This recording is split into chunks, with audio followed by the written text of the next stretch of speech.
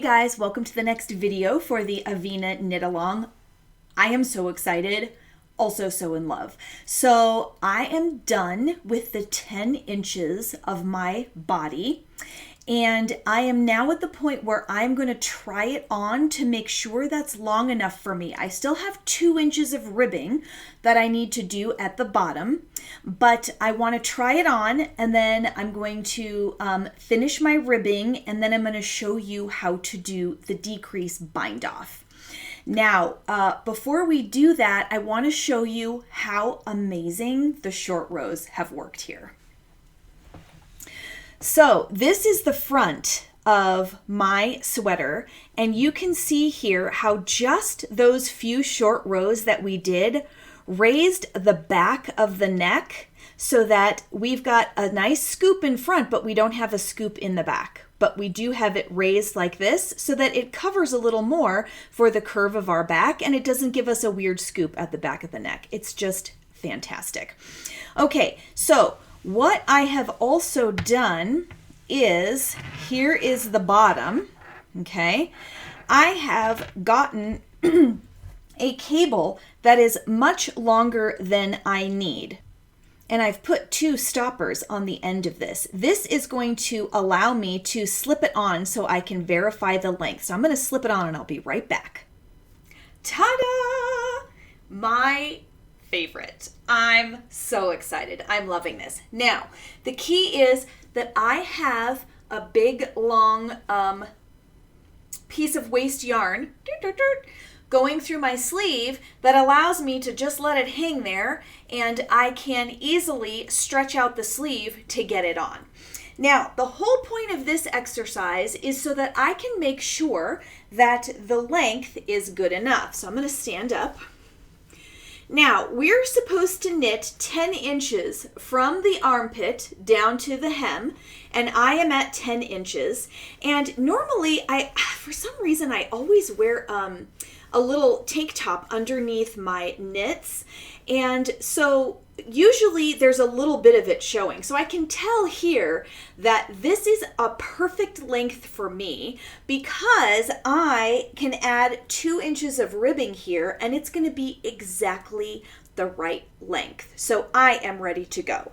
Now, what you might notice at this point is you get a little puffiness up here. You can't really see it in this video, but if you're feeling like the yoke is a little bit puffy at the moment, it is for 2 reasons. First of all, your color work needs to be blocked. So after we're all done with the sweater, we're going to block it into place so it will lay nice and flat. Also, we do not have any weight on the sleeves at the moment, so these sleeves are just kind of riding up like this. And you see when I push them up like this, I get all kinds of bulk right there in the front.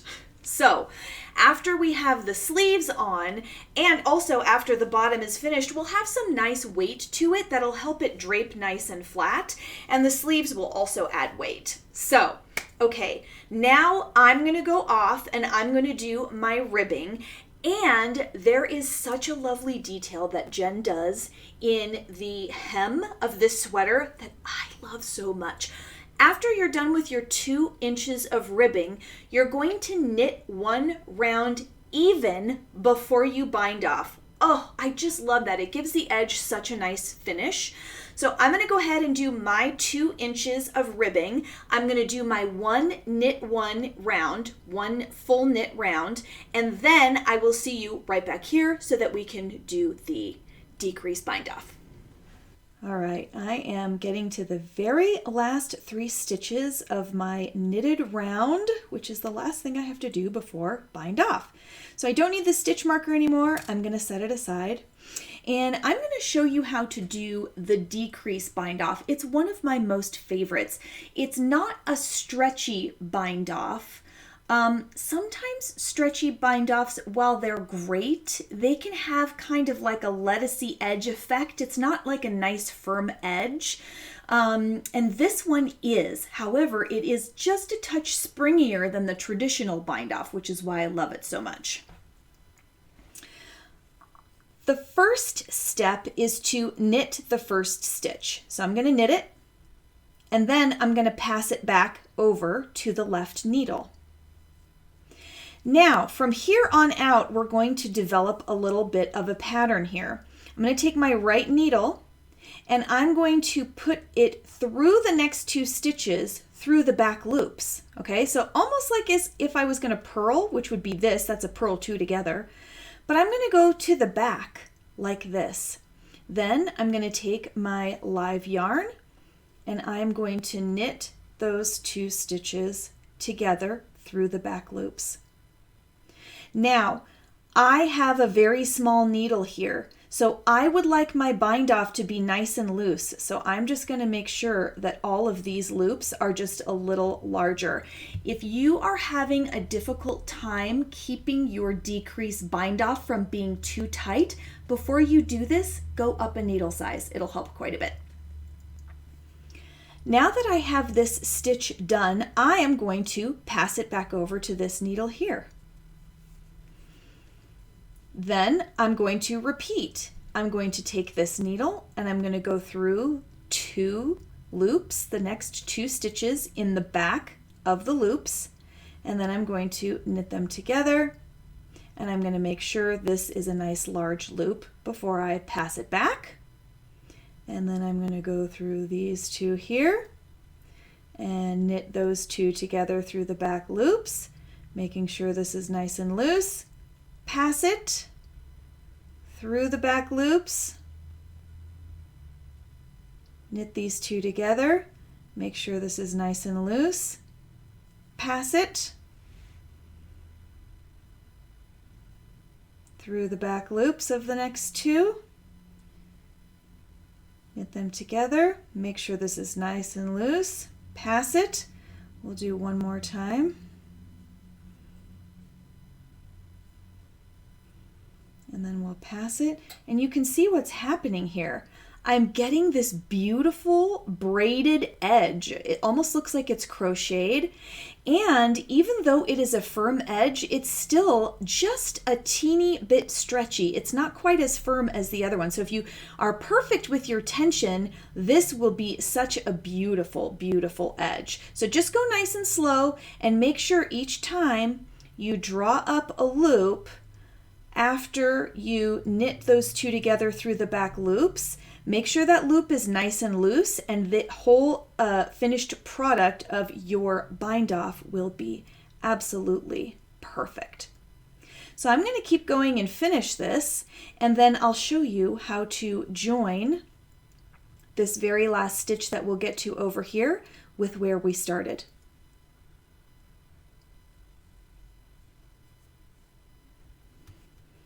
Okay, I've just finished my decrease bind off. I am down to 1 stitch and there's nothing else for me to do. So I'm just going to make this stitch a little large and get rid of these needles. I don't need those anymore. And you'll notice that there is a jog here. See that? We're going to get rid of that jog, and we're also going to sew these 2 pieces together so it's seamless.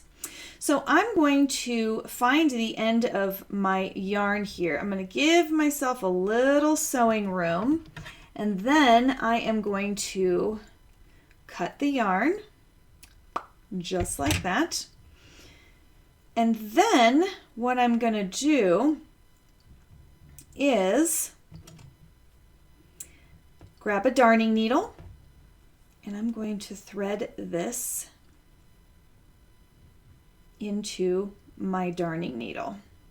Now be careful pulling because you still have a live loop right here, okay? Now, if you look closely at this, all of these loops over here seem to be leaning this direction. So we want this loop to kind of lean over on top of these other loops like that. So what I'm going to do is I'm going to take my yarn and put it through this loop. Then I'm going to come over here and I'm going to sew it together on another loop. So here's a loop here, see that? Here's a loop here, and right back here is kind of the first loop. So what I'm going to do is I'm going to take my darning needle and I'm going to go under the legs of like the very first loop that's there. So I'm going to go right under this leg. There's leg 1. And then there's another leg right below it, right there. See that? Okay, right under there. So I'm just going to gently pull through. I'm not going to pull tight though. I'm just going to pull up a little bit. See how this is all still loosey-goosey? Here's the loop I came in on. Turn this so you can see.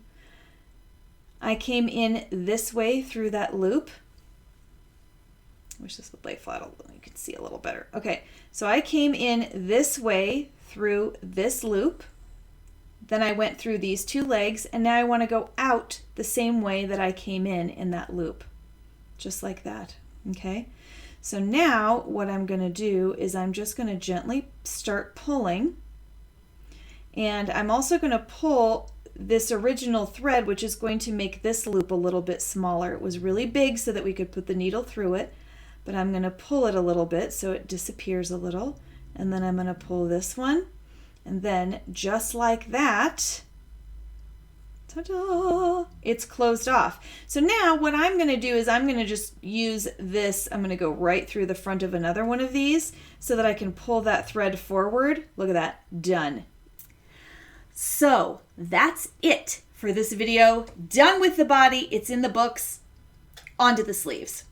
So I'll see you in the next video where, bonus, I'm going to show you how to pick up both sleeves that are on waist yarn and do both of them at the same time using the magic loop. So see you there.